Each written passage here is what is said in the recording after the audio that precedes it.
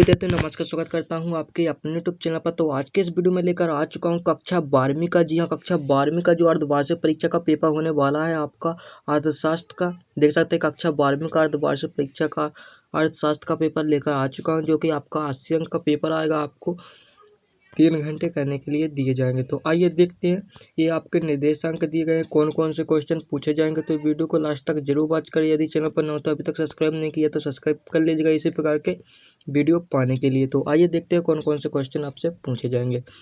तो पढ़कर बताते जा रहा हूँ कुछ क्वेश्चन और कुछ आप देखते जाइएगा, वरना वीडियो देख लंबा हो जाएगा। तो पहला आपका पूछा जाएगा, सही विकल्प चुनकर लिखिए। आप पहला सही विकल्प है, अर्थशास्त्र में उपयोगिता का आशय है। आपको 4 ऑप्शन दिए जाएंगे, इनके सोल्यूशन आपको बताने हैं। इसके बाद दूसरा है, तटस्थता वक्र का झुकाव रहता है। इसके बाद चलते हैं नेक्स्ट क्वेश्चन की ओर। तीसरा है कि पेट्रोल की कीमत बढ़ जाने पर कार का मांग वक्र खिसक जाता है। तो आपको इसको देख लेना। चौथा है कि कौन सी लागत शून्य नहीं हो सकती। इसके बाद पांचवा है कि निम्नलिखित में से कौन सी वस्तु पूरक वस्तु है। इसके बाद छठवां है कि मुद्रा वह है जो मुद्रा का कार्य करे या किसने कहा। यह किसने कहा है आपको बताना है। ये आपके पास 4 ऑप्शन है। इसके बाद जो दूसरा जो क्वेश्चन है आपका, रिक्त स्थान पूछे जाएंगे आपसे 7 नंबर में कि वस्तुनिष्ठ वस्तु की पूर्ति डैश डैश का एक भाग है। आपको बताना पड़ेगा। दूसरा है कि औसत आगम को डैश डैश भी कहा जाता है। तीसरा है कि पूर्ति का निर्माण डैश वस्तु पर लागू नहीं होता। चौथा, किसी वस्तु की कीमत उस बिंदु को पर निर्धारित होती है जहां वस्तु की मांग तथा वस्तु की पूर्ति दोनों डैश हो। इसके बाद है पांचवा के न्यूनतम समर्थन मूल्य डैश द्वारा निर्धारित होता है, यानी कि आपको यहाँ पर लिखना पड़ेगा। छठवां के बुनियादी तौर पर उपयोगिता ये होती है डैश प्रकार की। सातवां के भारत में राष्ट्रीय आय की गणना का कार्य डैश होता है। इसके बाद आता है तीसरा क्वेश्चन, एक वाक्य में उत्तर दीजिए। आपको एक वाक्य में उत्तर बताने। पहला है कि राष्ट्रीय आय की गणना वर्ष में कितनी बार की जाती है। इसके बाद है तो आपको इसका राइट आंसर है 1 बार।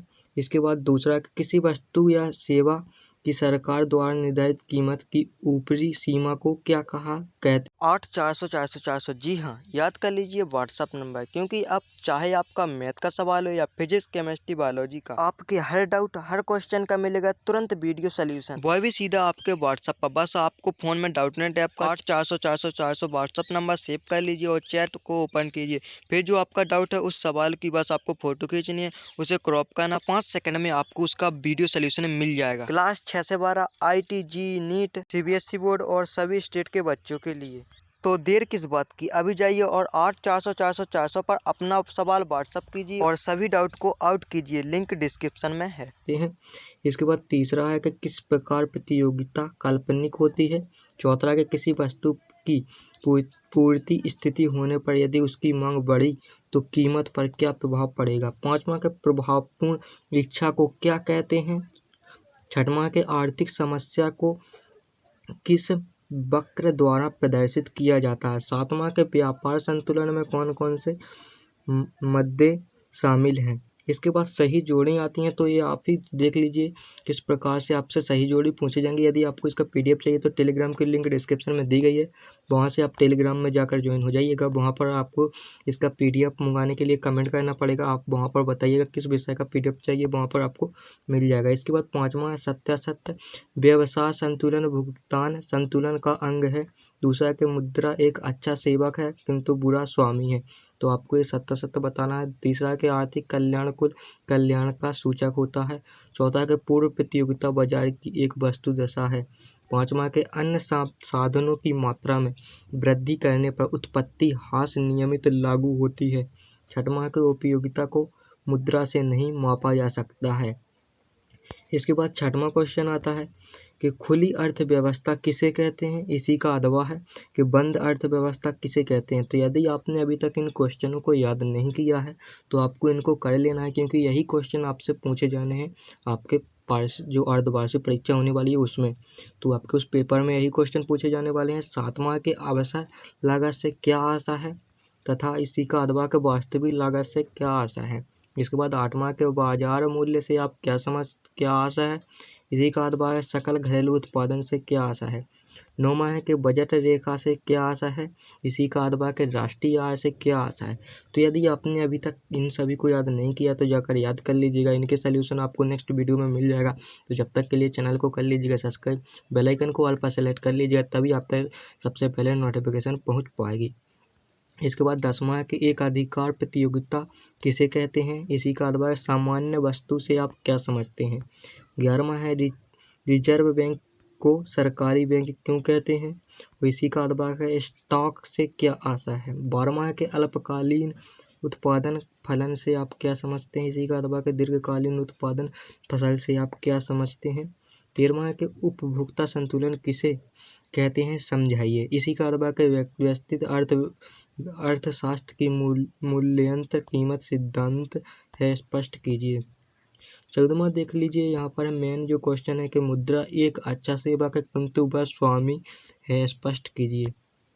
इसके बाद अथवा है व्यक्तिगत आय से आप क्या समझते हैं, क्या आशा है या। इसके बाद 15वां है पूर्ति में नियमों के 2 उपवाद लिखिए। इसके बाद इसी का अथवा के बजट लाइन किसे कहते हैं। 16वां है कि एक अच्छी मुद्रा पदार्थ के गुणों का वर्णन कीजिए, इसी का अथवा के मुद्रा के प्राथमिक कार्यों को लिखिए।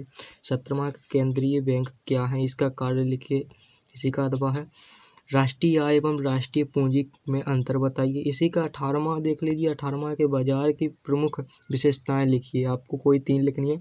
अथवा के पूर्ण प्रतियोगिता एवं अपूर्ण प्रतियोगिता में अंतर बताइए। इसके बाद 19वां के पूर्ति तथा स्टॉक में अंतर बताइए, कोई 3।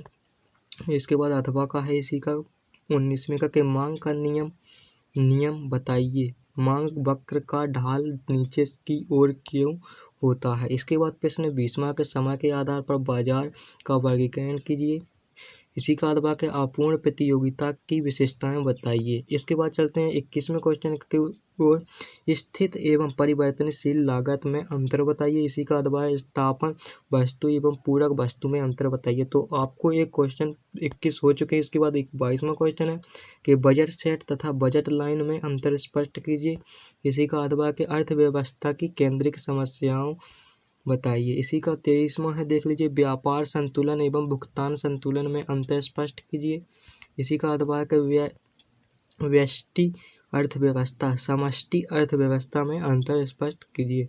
तो आपके जो 22 क्वेश्चन 23 क्वेश्चन थे, सभी क्वेश्चन इस वीडियो के माध्यम से बता दिए गए हैं। तो यदि वीडियो पसंद आए तो वीडियो को अभी तक लाइक नहीं किया तो लाइक कर लीजिएगा। यदि आपने इन सभी क्वेश्चनों को अभी तक याद नहीं किया है तो आपके पास बहुत ही कम टाइम बचा हुआ है, तो सभी से रिक्वेस्ट है कि आप सभी इनको याद कर लीजिए, बहुत ही महत्वपूर्ण क्वेश्चन थे।